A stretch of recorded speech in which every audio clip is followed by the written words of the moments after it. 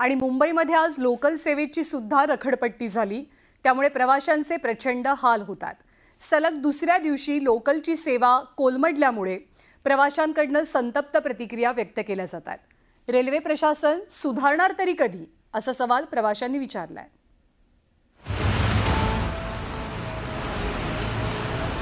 मुसळधार पावसाचा मुंबईतल्या लोकल सेवेवर मोठा परिणाम झाला। पावसामुळे सर्व लोकलचा वेग मंदावला, काही वेळासाठी लोकल ठप्प झालं। परिणामी अनेक स्टेशनवर प्रवाशांची मोठी गर्दी झाली। अनेक प्रवाशांनी धोका पत्करून ट्रॅकच्या बाजूने चालत अंतर कापलं। मिळेल त्या वाहनानं प्रवाशांनी घर गाठलं। रेल्वे प्रशासन वर्षभर करतं तरी काय, असा प्रश्न आता प्रवाशांनी विचारलाय।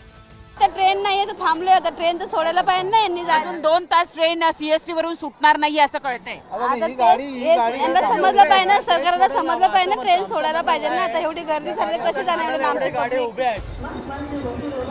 रेल्वे हद्दीतून बाहेर जाणाऱ्या पावसाच्या पाण्याचा निचरा होणारे नाले साफ करण्याची जबाबदारी मुंबई महानगरपालिकेची असते, तर रेल्वेच्या हद्दीतले छोटे नाले, पाईप ड्रेन्स आणि ट्रॅकला थेट जोडणारे नाले साफ करण्याची जबाबदारी रेल्वे प्रशासनाची असते। मात्र रेल्वे प्रशासन त्यांची जबाबदारी नीटपणे पार पाडण्यात अपयशी ठरलं। खुद्द रेल्वे मंत्र्यांनी आश्वासन देऊनही मुंबई लोकल रखडलीच।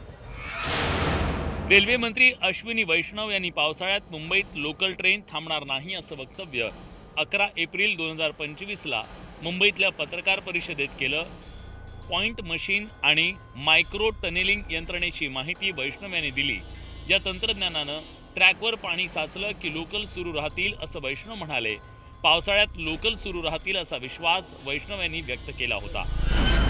रेल्वे मंत्री अश्विनी वैष्णव यांचा हा विश्वास रेल्वेच्या ट्रॅकवरच्या पाण्यात वाहून गेला, त्यामुळे रेल्वेच्या नियोजनाचं काय झालं, असा सवाल उपस्थित केला जातोय।